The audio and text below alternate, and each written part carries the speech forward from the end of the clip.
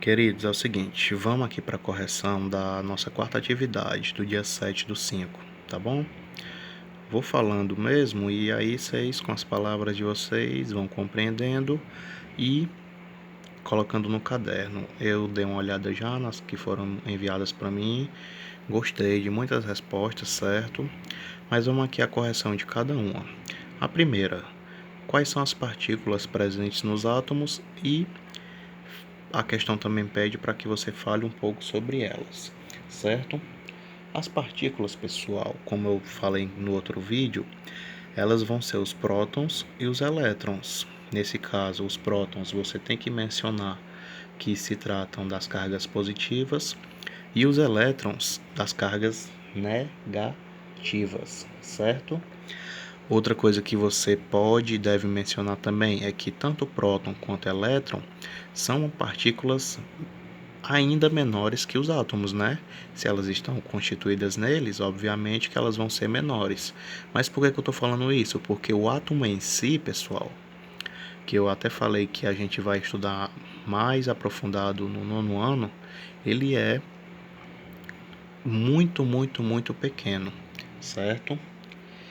E outra coisa que vocês podem falar também em relação a prótons e elétrons, que eles são o quê? Os responsáveis, né, pela existência das cargas elétricas, tá bom? Os prótons vão estar localizados no núcleo do átomo e os elétrons ao redor do núcleo, mas como eu falei anteriormente, esse assunto é para o nono ano. Vamos para a segunda. Fale sobre a força natural que representa a interação elétrica entre as cargas elétricas. Bom, pessoal, de que interação é essa que ele está falando aqui? Seriam as forças de atração e repulsão, certo? Quando que vai ocorrer a força de atração? Quando eu tiver cargas com sinais opostos, tá bom? E quando que eu vou ter a força de repulsão? Quando eu tiver cargas com sinais iguais. Tanto faz, ser duas cargas positivas ou duas cargas negativas, vai acontecer o que? Uma repulsão. Elas vão se repelir por terem sinais iguais, ou seja, são o mesmo tipo de carga, tá bom? A terceira questão, vamos aqui. O que acontece quando um corpo eletricamente neutro é colocado em contato com um corpo eletrizado negativamente, ou seja, com excesso de elétron?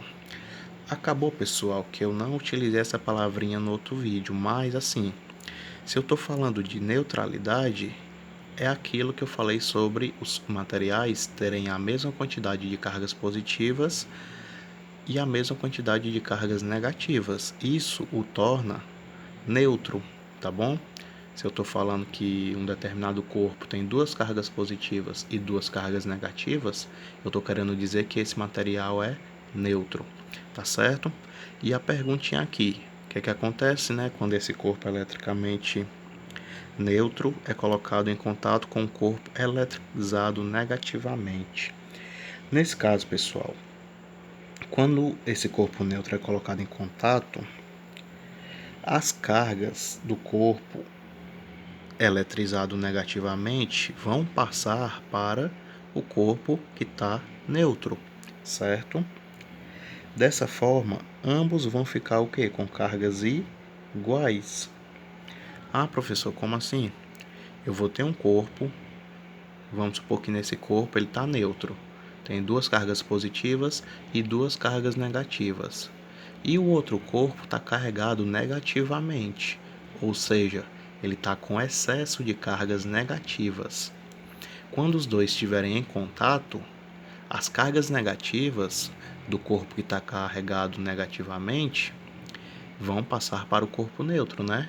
Mas apenas uma quantidade suficiente para que os dois corpos passem a ter a mesma quantidade de cargas, certo? Nesse caso, os dois ficarão com carga o quê? Negativa. Se tem um neutro e outro carregado negativamente, esse que está carregado negativamente, alguns dos elétrons, ou seja, a carga negativa, vai passar para o que está neutro, né? Resultando em que todos os dois corpos vão ficar carregados agora negativamente, ou seja, com excesso de elétrons, que são as cargas negativas. Tá bom? E por último, o que é que diz? Ao atritar duas canetas compostas de polietileno, ambas ficam eletrizadas negativamente. Será que isso acontece? Justifique sua resposta. Bom, pessoal, a resposta, quem prestou atenção no outro vídeo, é bem simples. Só vai ocorrer a eletrização por atrito, certo? Se eu tiver friccionando objetos constituídos de materiais diferentes. Nesse caso aqui, ele está falando que vai atritar duas canetas, só que elas são compostas do mesmo material, que é o polietileno, né? Então, se são o mesmo material, consequentemente, não vai haver o que? A eletrização.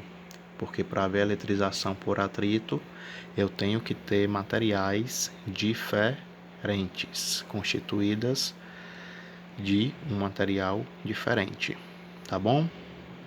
Correção da nossa última atividade. Como eu disse para vocês, a terceira eu vou mandar lá no grupo mesmo, tá bom? E depois no grupo eu falo mais sobre o que vocês vão ter que estudar para a nossa avaliação, tá ok?